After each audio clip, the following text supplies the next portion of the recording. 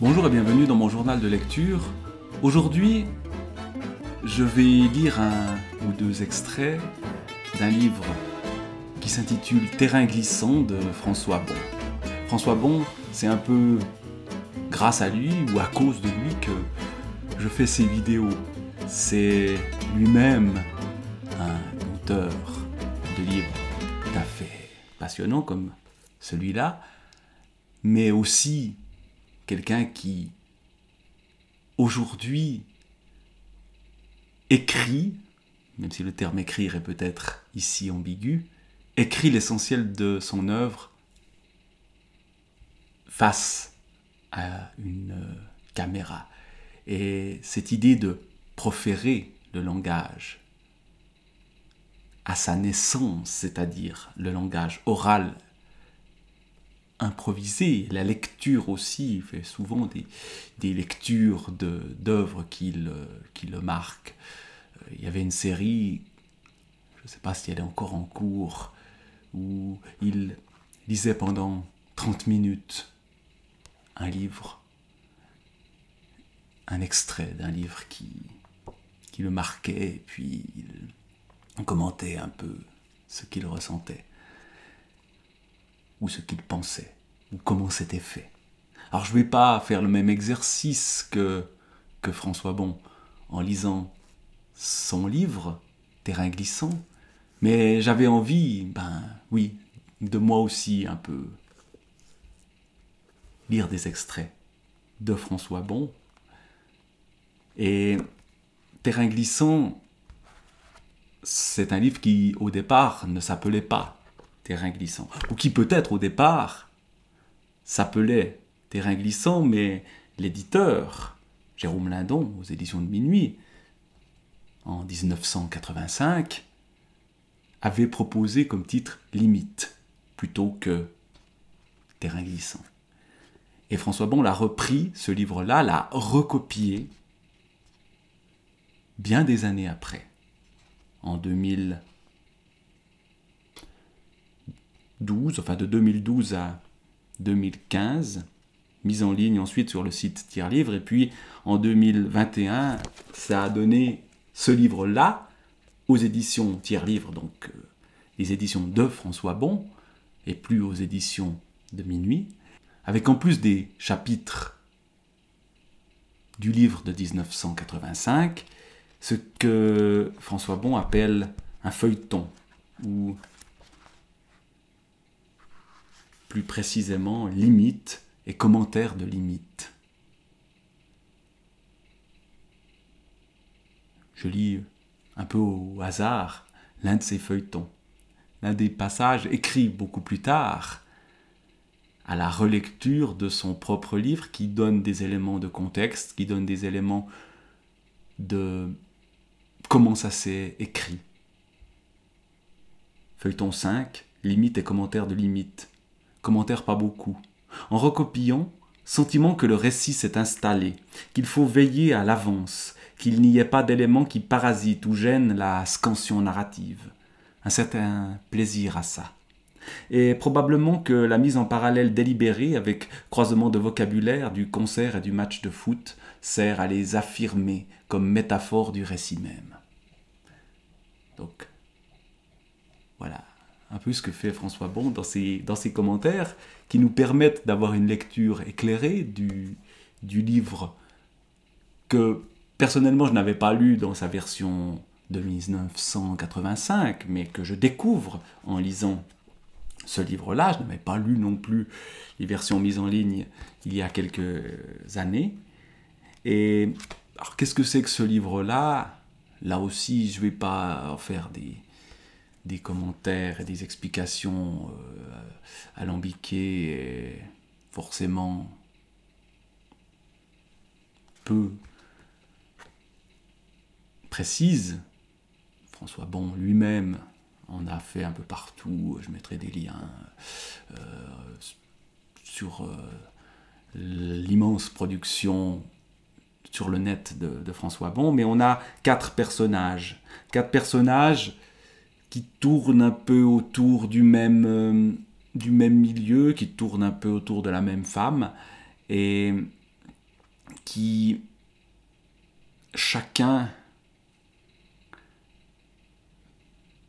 vont vivre des choses liées au monde de l'usine, mais aussi de la musique. On a un personnage qui est musicien, Joël. Le titre des chapitres raconté de son point de vue, c'est musicien Joël. Et on a un autre personnage qui est footballeur. J'essaye de retrouver son nom. Je vais aller voir dans la table des matières. On a donc le footballeur, c'est joli. Et puis on a un chômeur, Yves. Et puis on a dessinateur, FB.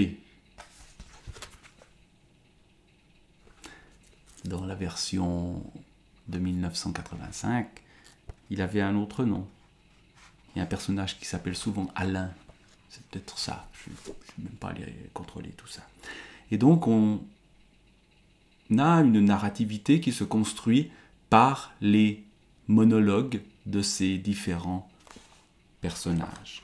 Alors, je vais en lire un ou deux extraits. On a aussi les rêves de ces personnages. Voilà, par exemple, un extrait du musicien Joël. Et la scène, lorsque sur le son du groupe tu déferles dans la paralysie où tu es de rien arrêter, rien éraillé dans le ballon de votre lancée, te semble une plaque d'un seul bloc, le dessus de basalte d'un bloc gigantesque et massif, prêt au basculement. Semble agrandi, sans plus de bords, rectangle taillé au sommet d'un roc émergent de la nuit, où vous, musicos, êtes rivés, soudés par cet ensemble pour chacun total d'un geste qu'il ne vous est plus donné d'interrompre. Jouer, c'est obéir. Vous, minuscules soudain dans l'énormité de puissance au-delà de vous déployée, monde noir par votre son peuplé qui vous déborde, un monde entier, villes et gens, rues et marchés, immeubles. Sur votre plancher creux qui tremble, oui, le sentiment que le moindre glissement de votre part serait l'arrêt, la rupture de ce pan solide qui vous porte et que seul retient encore la lancée du rythme. Ce sentiment que le temps de la scène en chacun de ces instants ne se recommence pas et joué fatalement, sans recours. Ce sentiment, un vertige, se creuse devant toi où tu vas un tourbillon, une spirale, l'image soudain condensée de ta vie dans sa grimpée de naissance à mort, quand la vie elle-même sans cesse s'efforce à gommer toute mémoire de cette pente sans issue et t'enclos dans la répétition de ces moments. Je ne pourrais vivre sans la scène. Ce débord, justement, de la répétition. Jour après jour, ce volcan des sons patiemment mis en place, jusqu'à cette arène où enfin, à eux-mêmes, tu les livres, dans la fragilité infinie de leur matière sous le surplomb écrasant du temps, abandonnés aux lois incarnées par ce juge pour toi seul convoqué, ton public assemblé, ces gens à qui pourtant elles sont plus qu'à toi extérieures, puisque seul tu as accepté l'obéissance, et quant à la scène, d'y monter. Que ce bousculement tout près sous tes pieds, tu te soumets toi à sa menace, et seul tu la ressens, équilibre prêt à rompre, quand seulement vous retient avant le gouffre cette transe en avant du rythme. Et ce qui est frappant à la lecture de cet extrait, c'est que, précisément, c'est le rythme qui nous pousse à la transe. J'y suis pas encore tout à fait, mais mine de rien, cette poussée en avant, quand seulement vous retient avant le gouffre cette transe en avant du rythme. Alors bien sûr, on a le musicien sur scène, ce moment de vie extrêmement intense. Et puis on a les autres personnages qui sont beaucoup plus dans la souffrance, dans dans le malheur. On a le personnage du chômeur, notamment, qui reste assez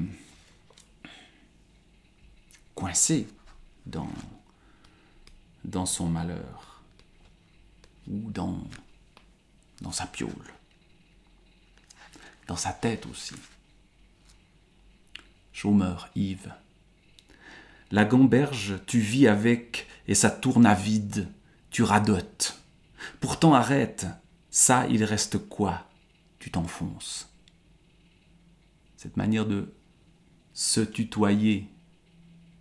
Les personnages sont narrateurs, il y a un jeu qui arrive de temps en temps, mais il y a souvent un tu qui est la petite voix qu'on entend dans la tête, qui est à la fois intérieure et qui vient de l'extérieur peut-être aussi. Bosser, c'est pas que tu as plus de matériaux à te mettre sous la dent. Vie d'usine ou vie de bureau, c'est que des petites choses ajoutées à des petites choses, ça se surimpose, et la gamberge, c'est avec alors bureau ou usine, c'est pire que radoter, c'est te laisser bouffer, tourner, concierge. Dans chaque atelier ou service, t'en as comme ça des spécialistes, et tu sais vite lesquels c'est, et s'en méfier. Seulement boulot, quelque chose dans les mains, quelque chose pour mâcher le temps, et la caboche se calme. Puis l'argent, qu'est-ce que je m'offre de plus quand je touche une paye? Mais dépenser, tu sais que tu pourrais. Le cinoche, tu y as droit, comme t'asseoir à une terrasse et prendre un demi-peinard. Et le temps te manque. Après le boulot, tu rentres chez toi, t'attends le lendemain. Aujourd'hui, j'ai le temps, mais va avoir l'envie.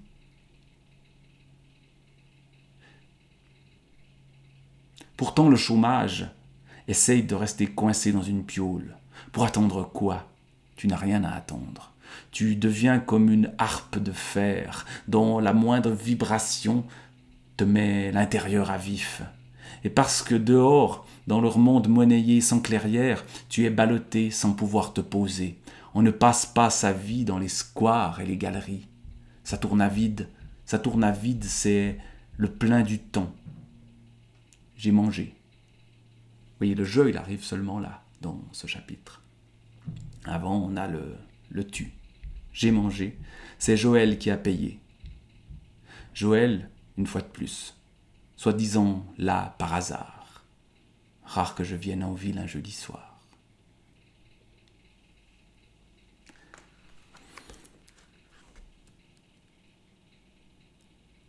Essayez de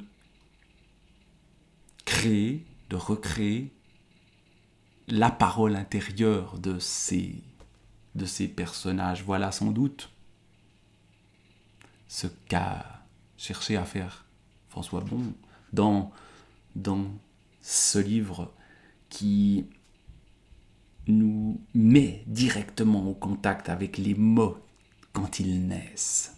Je crois qu'il y a cette idée-là. Ce n'est pas du langage poli, ce n'est pas du langage qui est travaillé, ou en tout cas pas du langage qui est lissé ou polissé. Ce n'est pas du langage qui est travaillé, c'est peut-être du langage qui justement travaille, et travaille ceux-là même qui énoncent, celui-là même qui l'énonce, et celui-là même qui le lit. Et c'est l'un des intérêts de découvrir ce livre, Terrain glissant, le deuxième livre de François Bon, le deuxième livre qui est toujours le plus difficile à écrire, mais pas le plus difficile à lire.